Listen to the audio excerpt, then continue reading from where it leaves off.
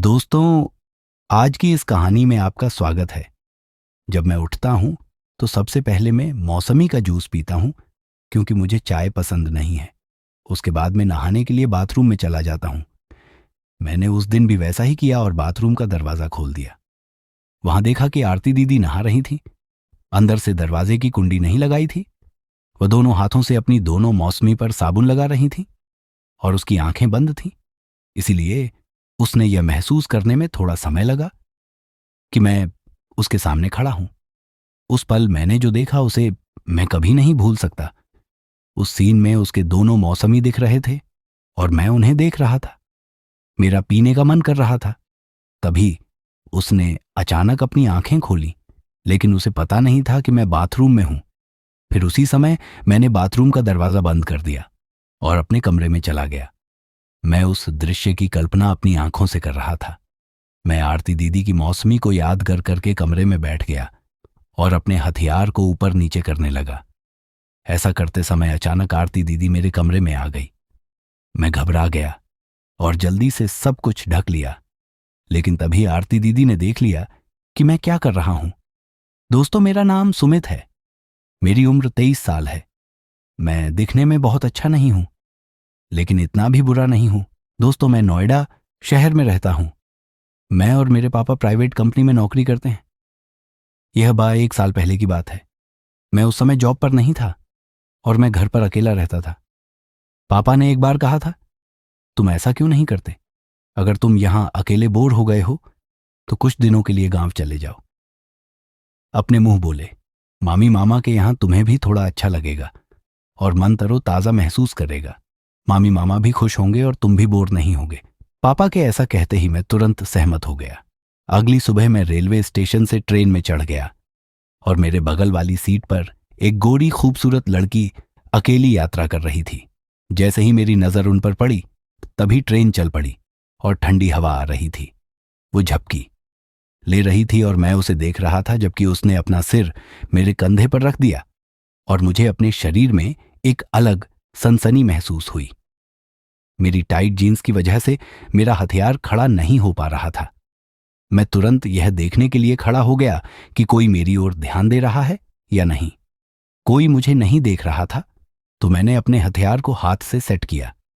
फिर थोड़ी देर में उसने देखा कि उसका सिर मेरे कंधे पर है, तो वह सॉरी सॉरी बोल रही थी।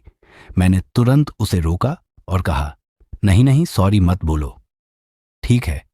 फिर मैंने पूछ ही लिया कि तुम कहाँ जा रही हो, तो उसने बताया कि वह भी मेरे गांव जा रही है। गांव में उसकी माँ थी। उसकी बातों से लग रहा था कि वह अपने काम को पूरा करके घर जा रही है। ऐसे ही बातें करते करते हमारा स्टेशन आ गया। हम दोनों उतरकर अपने अपने घर की ओर चल पड़े। मैं मामा के घर पहुंच गया था। दीपक मामा, शिवानी मामी और उनकी हॉट सेक्सी बेटी आरती, केवल 3 लोग वहां रहते थे। शाम का वक्त था। दीपक मामा खेत पर काम करने गए थे। मामी ने मुझे नहाने के लिए कहा। मेरे नहाने के बाद शिवानी मामी ने मुझे गर्म चाय और नाश्ता परोसा। शिवानी मामी की बेटी आरती की उम्र करीब 26 साल होगी और वो बहुत ही सुंदर लगती थी। मेरे नाश्ता करने के थोड़ी देर बाद मामा खेत से आए। हम एक दूसरे से मिले और थोड़ी बातचीत की रात को आरती ने खाना बनाया। मामा, मामी, आरती और मैं रात के खाने के लिए एक साथ बैठे थे। रात के खाने के बाद मेरे लिए अलग कमरे में सोने की व्यवस्था की गई थी। मैं वहीं जाकर सो गया। ऐसे ही 2-3 दिन कैसे गुजर गए समझ में नहीं आया। मैं सुबह उठा तो हमेशा की तरह उठने के बाद सबसे पहले मैं बाथरूम में नहाता था। मैंने उस दिन भी वैसा ही किया और बाथरूम का दरवाज़ा खोल दिया। वहां देखा कि आरती नहा रही थी। आरती ने दरवाजे की कुंडी नहीं लगाई थी। वह दोनों हाथों से अपनी मौसमी पर साबुन लगा रही थी और उसकी आंखें बंद थीं। इसलिए उसे यह महसूस करने में थोड़ा समय लगा कि मैं उसके सामने खड़ा हूं। उस पल मैंने जो देखा उसे मैं कभी नहीं भूल सकता। उस सीन में उसके दोनों मेरी तरफ देख रहे थे और मैं उन्हें देख रहा था। उसने अचानक अपनी आंखें खोली, लेकिन उसे नहीं पता था कि क्या करना है। उसी समय मैंने बाथरूम का दरवाज़ा बंद कर दिया और अपने कमरे में चला गया। मैं उस दृश्य की कल्पना अपनी आंखों से कर रहा था। मामा सुबह खेत पर चले गए थे। अब मैं आरती दीदी के उस सीन को याद करके कमरे में बैठ गया और अपने हथियार के साथ मजे कर रहा था। ऐसा करते समय अचानक आरती दीदी मेरे कमरे में आ गई। मैं घबरा गया और जल्दी से सब कुछ ढक लिया। लेकिन तभी आरती दीदी ने देख लिया कि मैं क्या कर रहा हूं। तभी आरती दीदी ने कहा, मुझे याद करके तुम ये सब कर रहे हो? मुझे पता था कि तुम अपने कमरे में ऐसा ही कर रहे होगे, इसलिए मैं यहां आ गई हूं। मैंने कहा, दीदी मुझे माफ करो, लेकिन मुझे आपकी सुंदरता ने पागल कर दिया है। आरती दीदी मुझे अपने कमरे ले गई और बोली, अब दिखाओ अपना जोश। उसने मुस्कुराते हुए मुझे बिस्तर पर बैठाया और हम बातें करने लगे। वो मेरे होंठों को छूकर बोली, अब चिंता मत करो, मैं तुम्हारी दोस्त हूं। आरती दीदी ने उस समय अंदर कुछ भी नहीं पहना हुआ था। मैंने पूछा, दीदी मामी नहीं आएगी ना? उसने मुस्कुराकर जवाब दिया, नहीं, वो खेत पर गई है। यह कहकर उसने मेरे हथियार को बाहर निकाला। अब मैं थोड़ा असमंजस में था। फिर वह मुझे खींचकर बिस्तर पर बैठ गई और बातें करने लगी। ऐसा लग रहा था जैसे वह बहुत दिनों से भूखी हो। आरती दीदी के साथ उस पल में मुझे अचानक महसूस हुआ कि कोई खिड़की से देख रहा है, लेकिन वहां कोई नहीं था। हमने 10 से 15 मिनट तक अपना खेल जारी रखा। फिर आरती दीदी भी बहुत खुश हुई और कमरे से बाहर चली गई। दोपहर को आरती दीदी मामा के लिए खाना लेकर खेत पर गई। मैं पानी पीने के लिए रसोई में चला गया। पानी पीकर लौटते समय मुझे मामी के कमरे से आवाज सुनाई दी। मैंने दरवाजे की दरार से देखा तो मामी अकेले मजे कर रही थी। मैं उसे देख रहा था।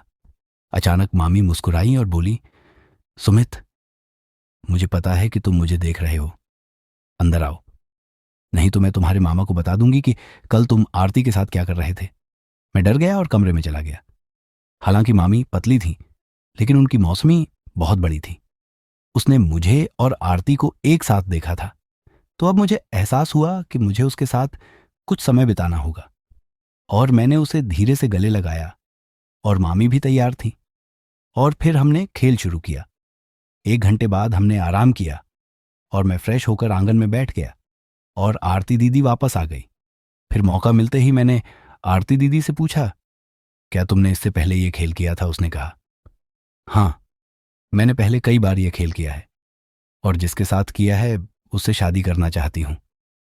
यह सुन के मुझे अच्छा नहीं लगा और मैं वापस अपने घर आने लगा, लेकिन आरती मेरे पीछे पड़ गई। फिर मैं 15 दिन गांव में रहा और अपनी मामी और आरती के साथ बहुत बार खेल किया। आखिर तक मैंने आरती के बारे में मामी को पता नहीं चलने दिया। तो दोस्तों, ये थी हमारी आज की छोटी सी कहानी। ये कहानी आपको कैसी लगी? कमेंट करके ज़रूर बताएं। अगर आपको यह कहानी पसंद आई हो तो इसे लाइक करें और अपने दोस्तों के साथ शेयर करें। आगे भी ऐसी ही रोमांचक कहानियों के लिए हमारे चैनल को सब्सक्राइब करें और बेल आइकन को दबाना ना भूलें। मिलते हैं अगले कहानी के साथ। तब तक के लिए धन्यवाद।